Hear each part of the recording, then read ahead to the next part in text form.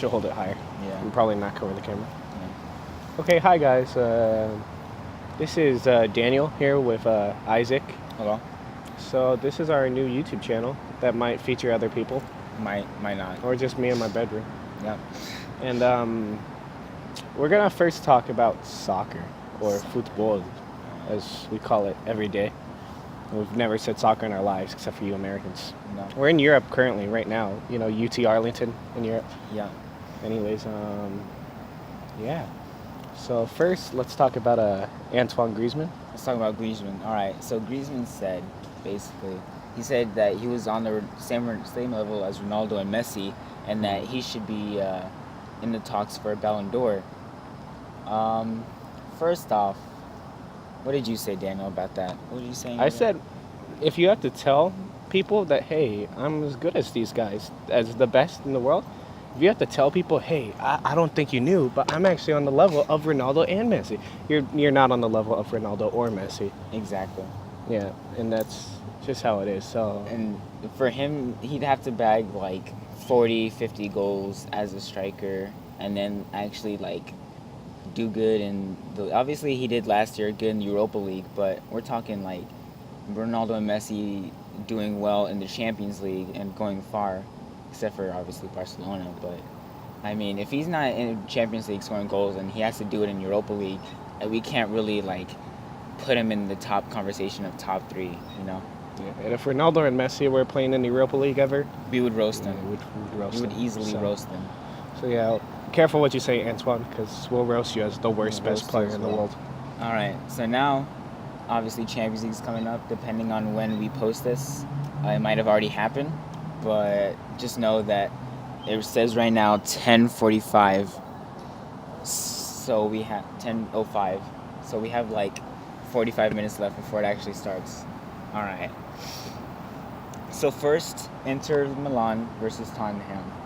So personally, I think easy W for Tottenham. They took the L versus Liverpool, but they might have let it slide a little bit in the league to get it up, upwards in the Champions League, because obviously they have Barcelona and PSV still.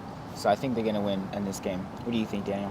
I think that Tottenham, yes, did lose in the league, but I think that their squad, while I do like the moves Inter made in the summer, I don't know if they're exactly Champions League hard hitters yet. Yeah. And I don't think, this Tottenham team is basically the exact same as it was last year. Mm-hmm. And this is a team that went toe-to-toe with Real Madrid, only lost 2-1 to Liverpool, which with the talent they have isn't actually that bad of a result. Exactly. Except they were at home, I think. They were at home. And that's okay, not that good. But we're going to ignore the score in front of us, and we're just going to... I think Tottenham are going to come out of this winning 3-1. Wait, do you know if they're playing home or away? Inter Milan's playing at home. Inter Milan's playing home. Okay, so I think they'll still win 2-1. But I think they'll get the W. And I think Inter Milan's going to put up a good show, get a goal. But I think Tottenham are going to outclass them in the end. I agree with you. I think even with the signings, like you said, that Inter Milan did this summer, I think Tottenham's quality is still up par. I think Kane, not going to score a hat trick, but he's going to get a good performance today. Exactly. All right. Now next, Barcelona versus PSV. Now this one, you can see a little one-sided. However, depending on what's your nationality, you might be betting on Chucky Lozano to have a cracker of a game this today. Now, obviously Barcelona's going to be keeping the tempo and the ball. Depending on how good the offense is and how up for it today PSV is, they could score a counterattack or maybe even build up themselves. But I think it's quite obvious at home Barcelona should win. I'm gonna say.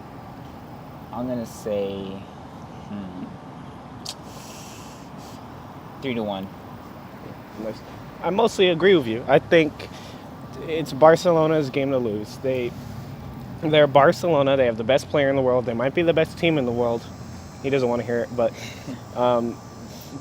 they're Barcelona, and they're playing in the Camp Nou, and it's the Champions League, and they're playing against a team that plays in the Eredivisie. And no matter how talented they are, which I do think they're a very good team, and I think Chucky Lozano, the future Ballon d'Or, I guarantee, but Barcelona's going to win. So the question, I think, is how well can Chucky Lozano do against them?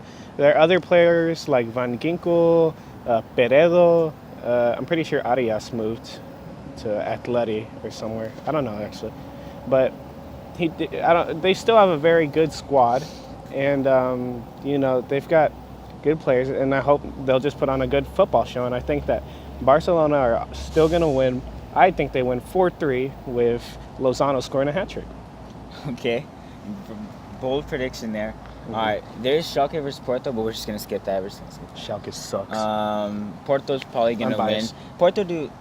Portuguese teams typically do well in the group stages. They manage to get out, so I'm just gonna say 2-1 Porto away from home. What about you?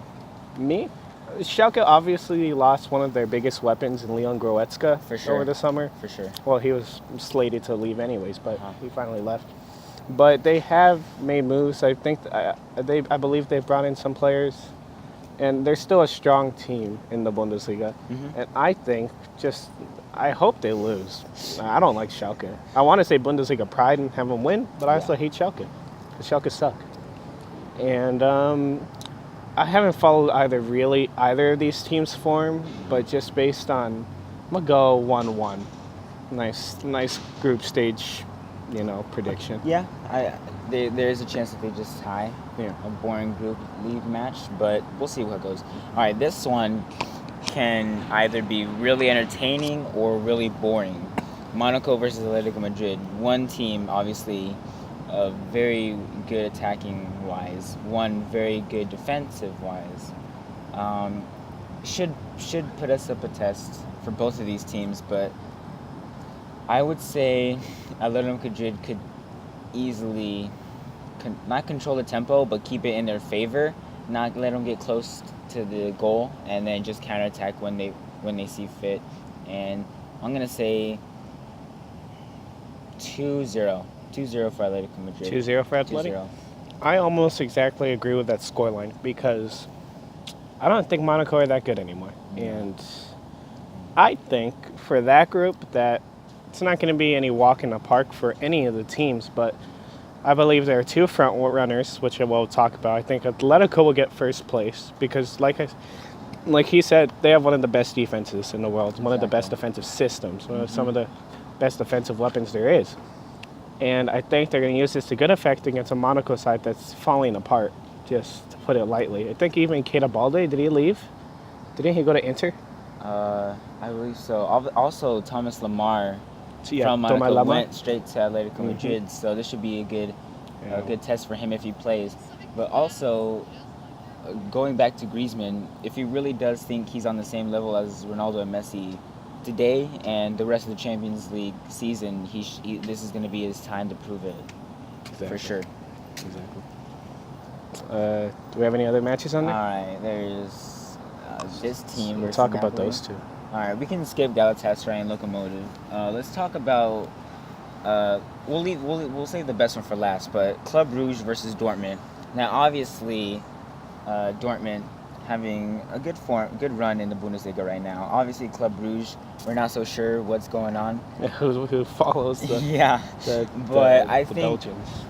It's Dortmund away from home can be a tricky one, but I think they're going to be up for it. Obviously, they have a slightly not easy group.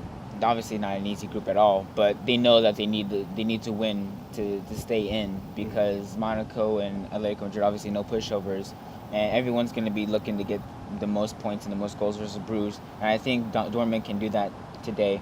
And I said they're going to go out hard, and they're going to try and score as many goals as possible before they play versus Atletico Madrid or Monaco next.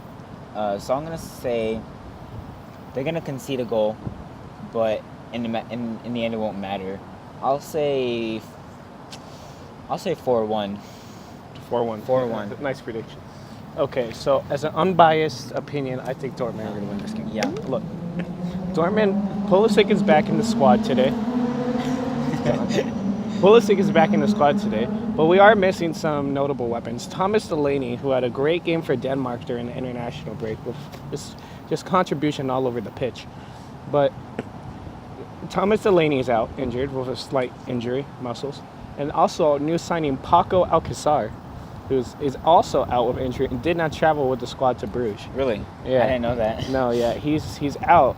But, I mean, he got subbed in our last game. He scored a goal. He actually did score a cracker of a goal. Yeah, even though it did get deflated, it was really nice. It was a good icing on the cake for that.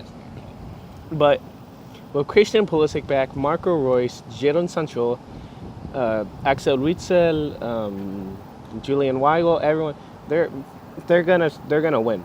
And if they don't, I'll eat my hat. And Bruges, I know they have they do have some good players, such as they have a really good midfielder. Yeah, we can check their squad right now. I think his name's Vormer. Vormer's really good, apparently, or pretty decent. Had a pretty decent season last season.